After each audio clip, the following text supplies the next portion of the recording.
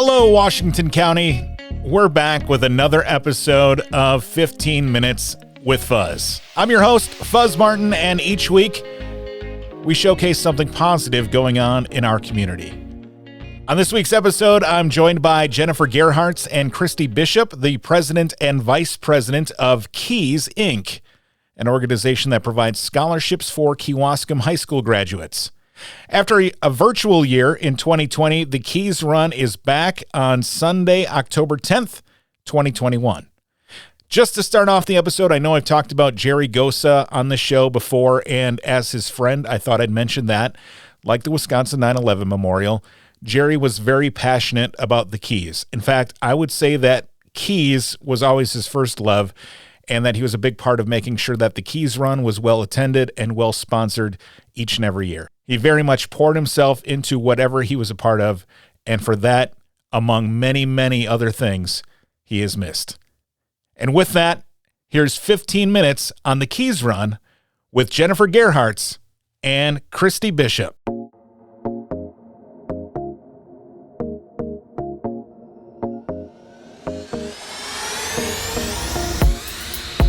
Jennifer and Kristy, thank you for coming on, and let's talk a little bit about what Keys is before we get into the run and what that's all about.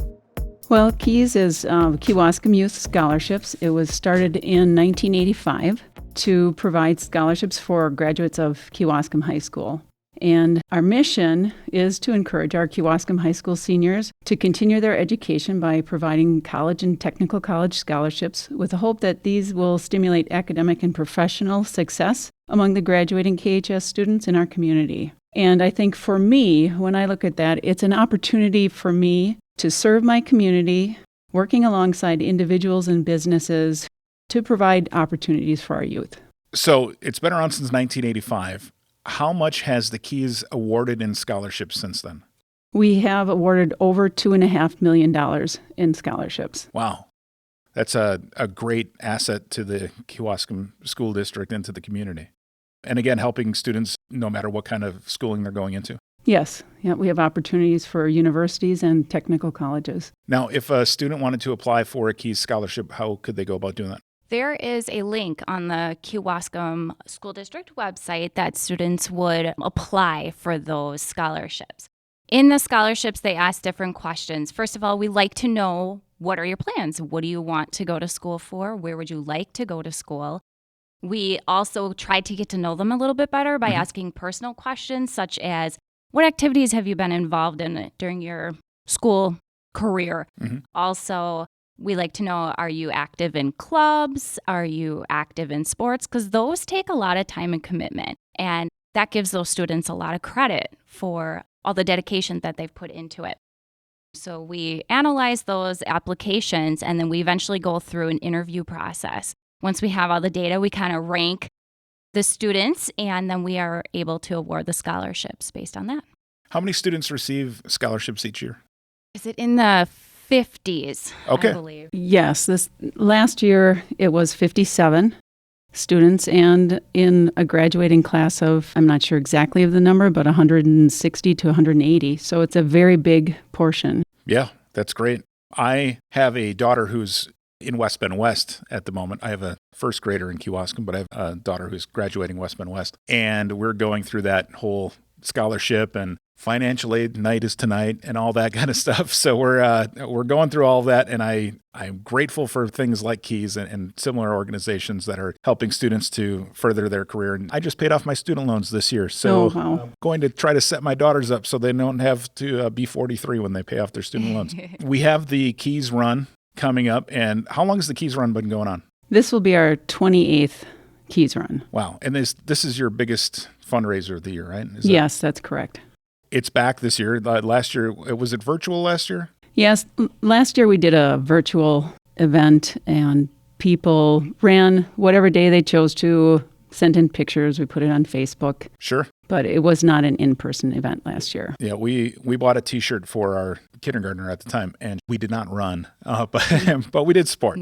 Well, thank you. Yeah, you're very welcome. How much does the annual 5K in a non-COVID year raise for the Keys on average? 22 to 24,000, but in the last few years, we've had a couple years where it was 29 and 30,000. Wow. And I will say our community is wonderful supporting the run. Last year, even with it being COVID and a virtual event, we had over 21,000. Wow. Okay, so great. it was wonderful to have that much support. Yeah, I remember going through the parking lot to pick up the T-shirts, and it was a well-run machine of getting our shirts and getting through it, and it was packed with people, so just knowing that there was still all that support, even though it wasn't a physical big event run together, which was saying something for the community for sure. What is the course for the Keys Run? Where do we run? Well, the run starts and finishes at Kewaskum High School, and it winds around just some community streets and a little bit on the Eisenbahn Trail and stays off the major roadways to avoid traffic. What is the date and time for the event this year? This year's 5K, we are having it held on October 10th,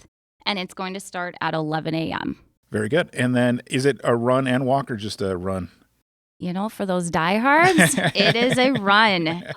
For most people, myself included, it would be more of a run/walk, have the kids race you, that kind of thing. Sure. Is it a timed event then for the diehards? Yep, it is timed. We are working with Tortoise and Hare. They are working with us, and it is a chip-timed event. Okay.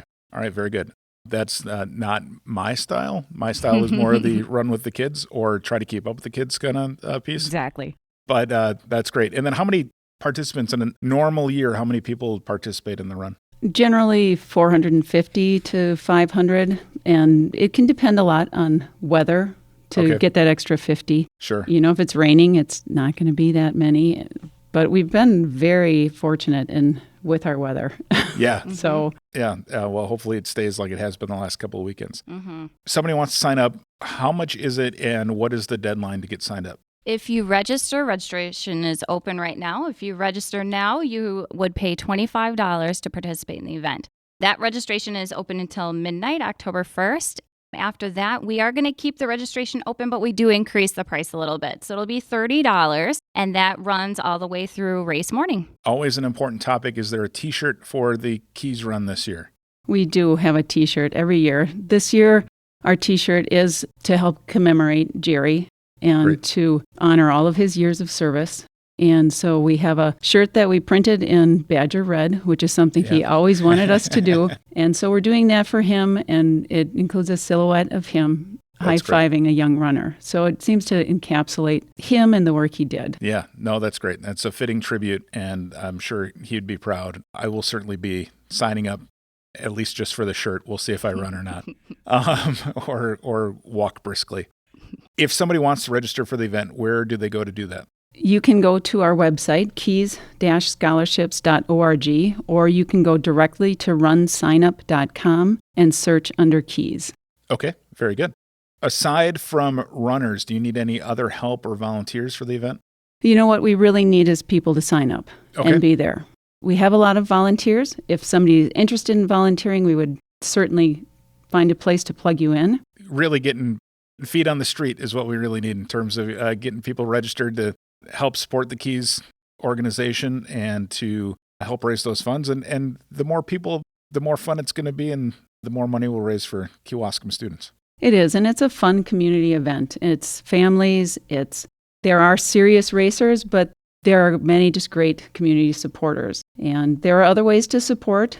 This year we have, Roundup for Keys at the Kewaskum Piggly Wiggly, Geidel's Piggly Wiggly, and we have the Fuel It Forward at the BP in Kewaskum. Those are great community ways you can also support Kewaskum Youth Scholarships. What other things are going on during the actual race itself? After the race is completed, we are offering, through our Kewaskum Booster Club, they're going to go ahead and open up their concession stands. So people can grab snacks, grab a little light lunch before they head off to explore their day. So again, that's from the Booster Club in Kewaskum. And then does Keys do any other events throughout the year, or is the run the big one? The run is our biggest event, but we also have done a Christmas concert for many years, and that features the Kewaskum Big Band, and also the Ecumen will be performing. Any other info in terms of weather? If people are concerned about gathering in large groups, they can still register, and we will accommodate them to run virtually. They can send in their pictures. However, unfortunately, They won't be in the awards with that, but we'd love to have your support either way. Sure. Sounds good. I know with that timing chip that, to be fair to those who are running with the timers, got to make sure that everything's scientific. Correct.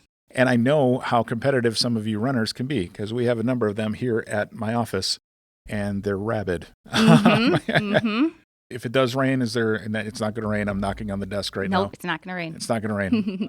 We've always held it rain or shine. Okay. And the only accommodation is that we move the award ceremony inside. So one of the unique things I think about our run, as it's really geared towards kids, and that's our focus, we have a lot of age categories for young runners. We have an age category for kids 1 to 7, for 8-year-olds, for 9-year-olds, for 10-year-olds, for 11-year-olds, for 12-year-olds, for 13-year-olds, 14 and 15, 16 and 17. And so in that, there's a lot of kids who come in and run and get a medal, get excited about doing it again. So that's something that I think is different about the Keys Run that's very youth-focused and fun.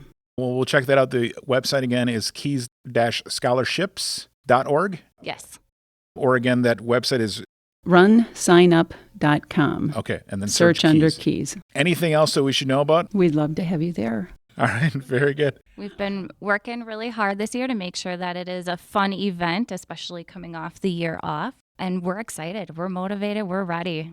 Well, we thank you for what you do for our students and the community. It's very important that we have an organization like this in Kewaskum, here in Washington County. And Jennifer and Kristy, we appreciate you coming on the show today. And good luck with the Keys Run. Thank you. And thanks for having us. You're very welcome.